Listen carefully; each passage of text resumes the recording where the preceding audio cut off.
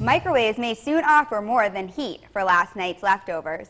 For every minute running, your microwave is slowly seeping out energy that could be used to run other electronics.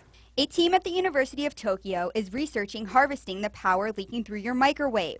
The team designed a small harvester with a microwave antenna. The antenna picks up energy from the microwave to generate an electric current. That current is sent to the device you're charging. Initial tests showed that running the microwave for just 2 minutes allowed kitchen devices to run. Kitchen devices like a timer with small batteries for a small amount of time. The theory is if you leave these devices near the microwave for an extended period of time, they would gradually charge each time the microwave was used. Would you charge your phone using a microwave?